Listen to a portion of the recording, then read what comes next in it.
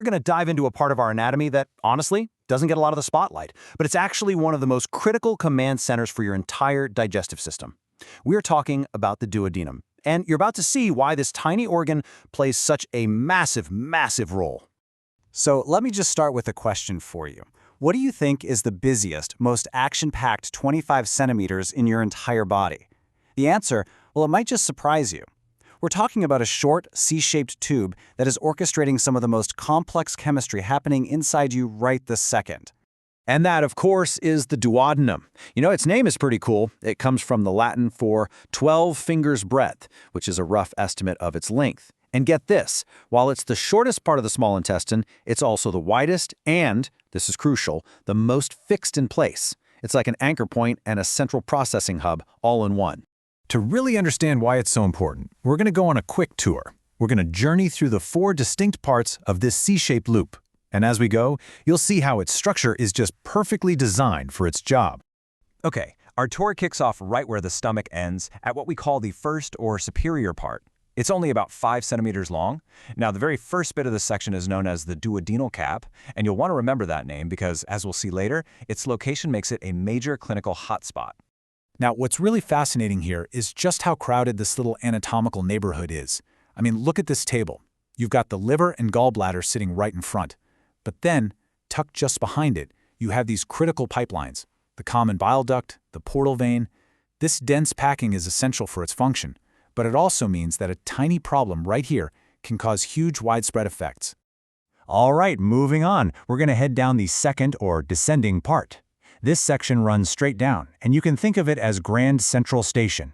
This is the spot where all the important secretions from the liver, the gallbladder, and the pancreas arrive to get the digestive party started. So the most important detail here is on the medial wall. That's the inside curve of the C. This is where we find something called the major duodenal papilla. Think of it like a little nozzle, a controlled entryway where a cocktail of bile and pancreatic juice gets squirted in to start breaking down our food. From there, our journey takes a sharp left turn into the third, or horizontal part. At around 10 centimeters, this is the longest piece of the duodenum. And its path puts it in a really precarious situation because it has to cross right in front of some of the body's biggest and most important blood vessels. And that location is so critical, we actually have to pause for a quick clinical note. You see, this third part of the duodenum is literally sandwiched between the massive aorta behind it and another huge vessel, the superior mesenteric artery, or SMA, in front. Now, if someone loses weight rapidly, that fatty cushion between them can disappear and the artery can actually squeeze the duodenum shut. It's a serious blockage we call SMA syndrome. Okay, we're on the final leg of our tour, and it's the shortest one. The fourth, or ascending part, travels up for just a couple of centimeters before it makes a sharp bend forward.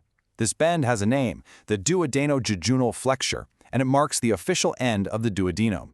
In that final turn, it's held firmly in place by a really important structure called the ligament of Treitz.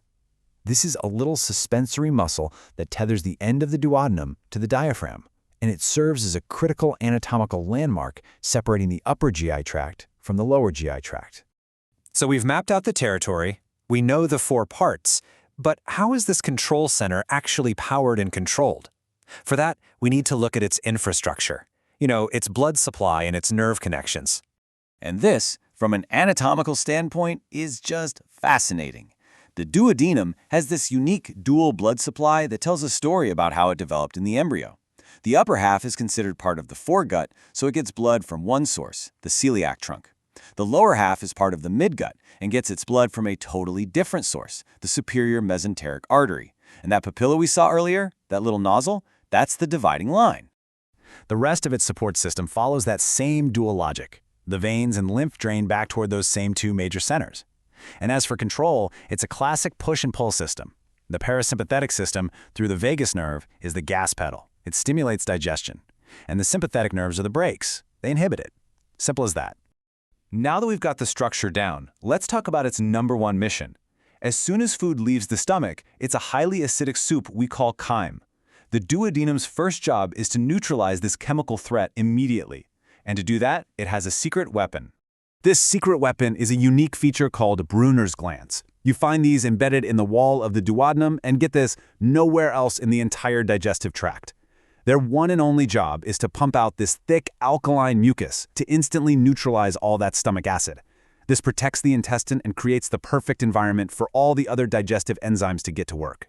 You know, understanding all this detailed anatomy isn't just an academic exercise. It is absolutely critical in a clinical setting, because this is the place where anatomy directly informs pathology, where things can go wrong. So remember that first part, the duodenal cap? Well, it takes the full, undiluted blast of stomach acid head on. And because of that, it is by far the most common site for duodenal ulcers to form. Simple anatomy explains it all. And what about that C shape? The duodenum literally cradles the head of the pancreas. So if a tumor starts growing in the head of the pancreas, it can easily press on the duodenum, and even more critically, it can squeeze the common bile duct shut. This backs up bile and leads to a condition called obstructive jaundice. And of course, we can't forget SMS syndrome.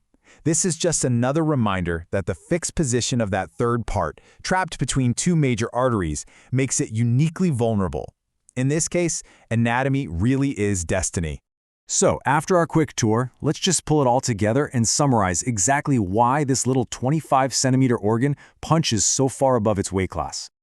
Okay, let's lock in these key takeaways. First, its C-shape and its fixed position are its defining features. Second, that major duodenal papilla marks the critical junction between the foregut and the midgut, which explains its dual blood supply. And finally, its secret weapon, those Brunner's glands, makes it histologically unique. It really is a nexus point, connecting anatomy, embryology, and physiology all in one small package. So I'll just leave you with this thought. The duodenum is a physical hub, a connection point for the stomach, the pancreas, the liver, and the whole biliary system. It's a true crossroads. What does the role of this one small organ, acting as a central mediator, tell us about the incredibly deep, hidden interconnectedness at work throughout our entire bodies?